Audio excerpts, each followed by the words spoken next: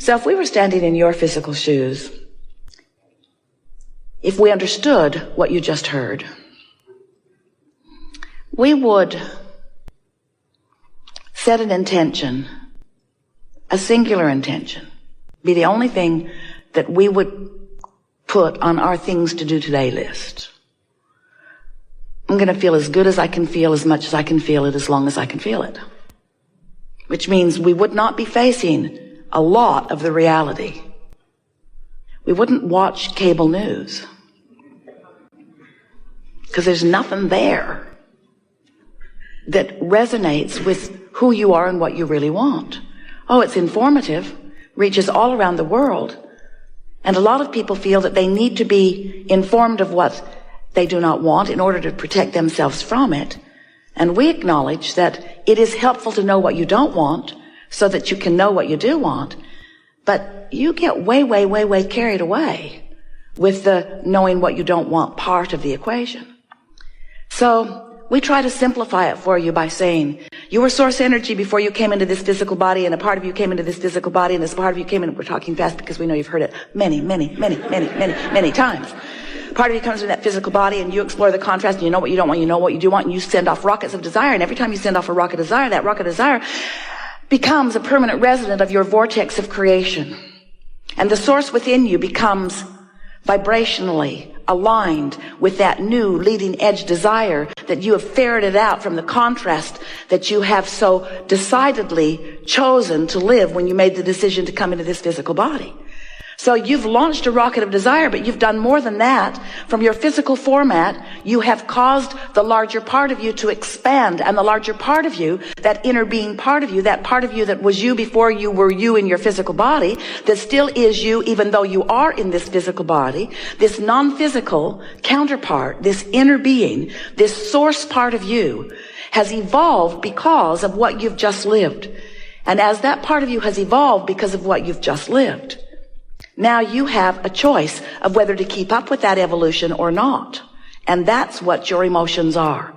The better you keep up with the expansion that you have carved out of this life experience, the better you feel. But if you launch rockets of expansion and the source within you becomes the equivalent of that expansion that you've asked for, and you stay focused upon the problem that caused you to launch the rocket, then there's a vibrational gap between you and you that you feel in the form of emotion. But that's okay, because that's step one. You knew that that was essential. You knew that it was necessary to know what you don't want in order to know what you do want. And you also knew that it was logical for you to be more of a vibrational match to what is than to what is coming next, because what is has a lot of your attention. Have you noticed? Because you can see what is, and you can hear what is, and you can smell what is, and you can taste what is, and you can feel what is. It's so real. It's why you want to call it reality. This is real. We say, yes, but it's temporary, and it's the bouncing off place from where you are. So if you sift through the real reality of what you're living, and you look for the best parts of it, and you hold the best parts of it as your object of attention, so that the vibration that you are offering chronically is about that, then your point of attraction allows you to receive more and more and more and more and more of those things that you have been asking for. So for a while, we've been telling you about step 1, step 2, step 3. Step 1 is you sift through contrast and you ask. And step 2 is, since you've launched that rocket of desire, source has become the equivalent of it. In other words, when you ask, it happens immediately, what you ask for. But step 3 is, you have to find a way of not just for a moment, not just for a flash, not just in an odd moment of influence by someone else, but you have to find steady, chronic resonance with what you're asking for. In other words, you can't want more money and feel resonance with lack of money and get more money. You got to feel resonance with more money. And our physical friends say, well, thanks a lot. Give me some money and I'll resonate. We say, we know you want the reality first and the resonance later, but that's not the way it works. And often you say, well, I don't know for sure that that's true, Abraham, because I don't think I was being that deliberate about a lot of things in my life. And yet well-being pretty much surrounds me on lots of subjects. And we say that is because the well-being is the dominant part of that which you are about. It's natural for well-being to follow you. You had a lot of well-being resonance going before you even made your entrance into this physical body. That carries you, it does. But when you become deliberate about your vibration, when you deliberately offer your thoughts because you care about that resonance, now you're really cooking. Now you are a deliberate creator. Now you have so much control about what happens around you. And now, and only now, does life begin to really be pleasurable for you, because it takes all of the mystery out of it. It takes all of the chance and luck stuff away. It makes you understand that you can find a position after you've sorted through life, and you can deliberately hold to that vibrational position, and law of attraction will support that position with manifestational, actualized, see it, hear it, smell it, taste it, touch it, evidence. So we like it that you want to be the deliberate creator of your experience, because whether you know it or not, you are the creator of your experience. And a lot of people are doing a lot of that creation by default. They're just offering vibrations all over the place, and law of attraction is responding to it, and they like some of it and they don't like some of it. But the point is, they talk about all of it. So as you're talking about wanted, that's good. But as you're talking about not wanted, not so good, because all of it practices a vibration. And sometimes without even meaning to, you practice a vibration that causes that step 3 part, that allowing part, not to happen. Oh, you want it. You want it so much. You want it so much, and Source has delivered it so fully. But you're not seeing it. You're not realizing it. It's not evidential to you yet because you're vibrationally off signal. Esther and those back at the office in San Antonio had a really wonderful experience in the last couple of months, because there's a beautiful water feature there. It's man-made. The well pumps the water up to the headwaters, and then it flows down a beautiful stream with some falls and trickles into a big pond down at the bottom. And there's a filter that filters it and keeps the water clear and keeps the fish in the pond happy. But it wasn't filtering, and the pond was not clear, and the fish weren't happy. Something was wrong. And so the pool people came out, and they just assumed that there was something wrong with the filter, so they put a bigger, stronger one in, but it just worked harder and harder, and the pond was still not clearing. The pressure was building in this tank, way more than it should have been. Esther went into the pump house and didn't want to stay because it felt to her that that pump was about to blow up, and she didn't want to be in there with it when it did. She could just feel the strain in its efforting to get the job done, but there was something that was keeping it from doing its job. So then it was discovered that the pond pulls water from the bottom, comes through pipes into the filter. Filter was calling it in. Filter was filtering it and trying to put it back into the pond through some other pipes, but those pipes were completely clogged. Caliche had built up in them, very hard Texas soil. It becomes almost concrete-like. And so several men for several days with several different tools tried to clear out those pipes, chisel away, put the plumber's snake in them. It was obvious that that was not going to happen. And the pipes had enough twists and turns that it was reported to Esther, we are not going to make this happen this way. And so the idea seemed obvious. Well, we're going to need some more pipes putting the water back into the pond. And so they laid them on top of the ground. No point in burying them until you know your theory is correct, right? So they put the pipes on top of the ground, and now, the pressure tank is happy. The filter. Oh, what a sigh of relief it breathes as the water is now flowing back easily into the pond. Seems very simple, doesn't it? Water out, clean it up, put it back. Step 1, step 2, step 3.